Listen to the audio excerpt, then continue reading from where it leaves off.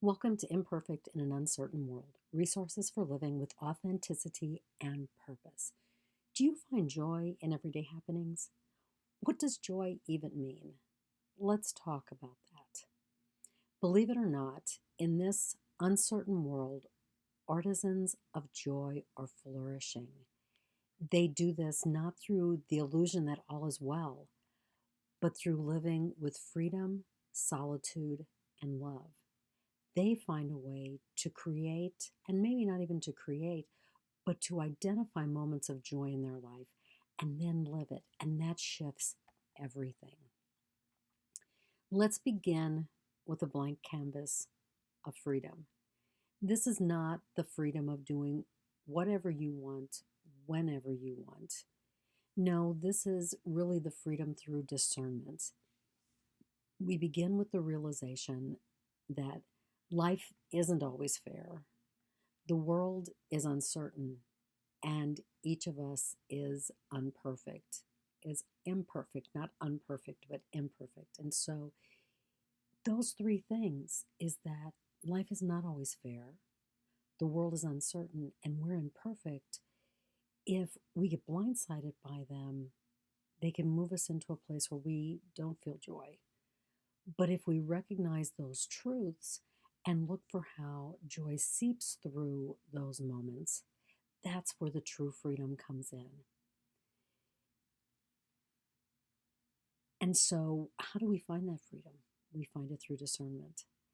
So, you might be saying, so what is a good, easy, fast definition of discernment? I would say discernment is the process of objectively reaching an understanding through reflection and introspection. So, discernment is heart and head centered.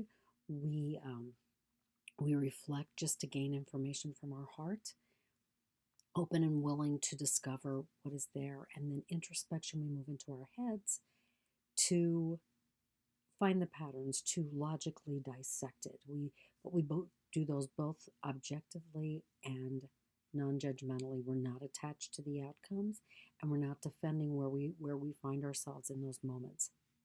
So through discernment, we wade through the swampiness of uncertainty to find hidden sparks of truth. And that's the whole thing, because if you think about a swamp, how many of us really want to be wading in it?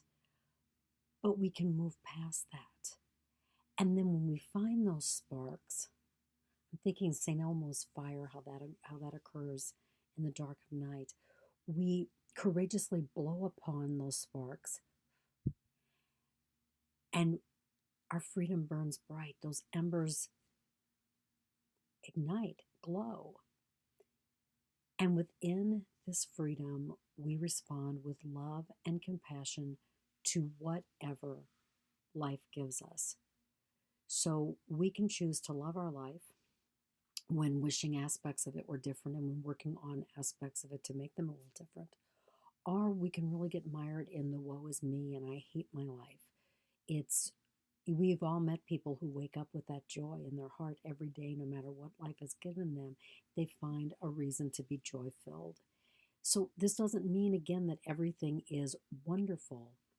It means that while life may be tough, we find the wonder and grace in each moment. And I will say that if we backtrack in the beginning, it might be really hard to do that. But with practice, we begin to see the wonder and grace in each moment and can identify it very quickly. It's not being a Pollyanna, it's giving ourselves the energy to move through life. Now, finding wonder and grace might be elusive, we cannot find it unless we rest in the silence. And if you've listened to some of my other videos or watched some of my other videos, you know that I talk a lot about silence. And so this isn't the cessation of noise. In fact, with this silence I'm talking about, we notice the busyness within our mind and quiet it. This is the silence that creates solitude in our life, a place where we really rest in clarity. And so we can see when we're getting caught up in things, whatever's catching us and not allowing us to feel joy or to find those moments of joy that are igniting our joy. So as we enter this place of clarity, we are in solitude. We see clearly, we weigh our options, and we make choices. Without resting in the quiet, our internal monologue distracts us. We might not even be able to recognize what our internal monologue is saying to us. So it's all about in those moments really beginning to listen. Within the clutter, we don't have freedom. So what we're being called to do is to recognize the clutter and then finding a way to clean house, to get rid of those things that no longer serve us, to get rid of the thoughts and emotions that no longer serve us. So in clearing that clutter, we really do gain freedom. With freedom and solitude, no matter what we choose, we're always going to act with love. As long as we're operating out of freedom, and as long as we're resting in the silence to really begin to understand maybe what our motives and agendas are and how we can shift those to be compassionate and loving. Now, we discern how we are called to be love in a world that is uncertain and populated with people who are imperfect, just like us, because never forget we're as imperfect as everyone else. The goal is to love ourselves for who we are while forgiving ourselves for the many ways that our imperfections present. And in loving ourselves in full acknowledgement of our imperfections, we gain the ability to love others despite their imperfections. In fact, we might be able to find joy in their imperfections. And so, through this boundless, unconditional love, we suffuse ourselves and the world with joy. Ask yourself, what choice did I make freely today? One thing that you made, one choice that you made freely today. For me, a choice that I made freely today was to spend a couple of moments just resting after I woke up, which might sound kind of silly, but spending some time connecting with myself, just doing nothing but being. And that was the one choice that kind of soothed some of the ruffles. I woke up a little bit tired this morning, so it was those things. But that choice of giving that to myself helped me make choices throughout the day. So rest in the quiet of your heart when you make a choice. Identify the roots of your choice. And I'm going to say now, it doesn't matter if you judge that choice good or bad, because I love chocolate and sometimes I eat too much chocolate. And so I'm going to say that might be a bad choice, but it doesn't matter. What you're going to discover is to ask yourself, why did I make that choice?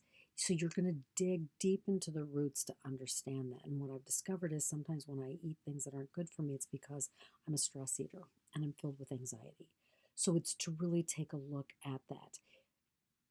Then what you're going to do is use your internal spark to burn away the illusions that have you trapped. So for me, when I notice kind of why I'm beginning to reach for chocolate, I will notice what my body is saying to me. And so next time I find myself reaching for that, I ask myself, what is your body saying? And what might be better served? So in that way, I might go for a walk. I might do a bunch of different things that will help me make a choice that is better for me.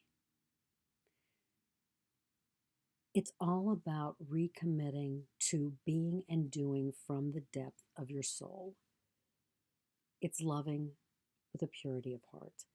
That's to me what joy is all about. It's about recommitment, even though I recognize that I am imperfect, but how can I move through all of that?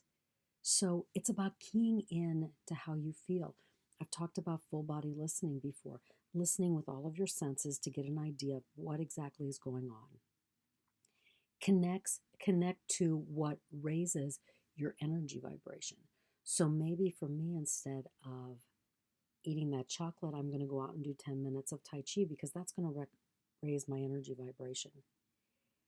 And as your energy vibration raises, Ride the wave of this energy, and that energy is joy, because joy is a very high energy vibration. Be it, share it, do it. Joy is the only thing that will coax us from the darkness of uncertainty into the light of our true self. So hopefully you understand a little bit more about where I'm coming from, where joy is. And I'd encourage you to, if you have to set an alarm 2 or 3 times a day, ask yourself, where is joy present? Or how am I missing joy? How can I invite joy into my life? If you like this video, give it a thumbs up. Share it with your friends.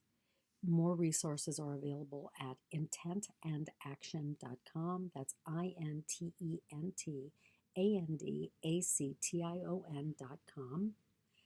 If you need a little bit of help reframing your life into a more joy-filled one, contact me. I am a intuitive coach catalyst. Would be happy to work with you a session or 3 or 5 to get you back on the road of joy. Again, thank you.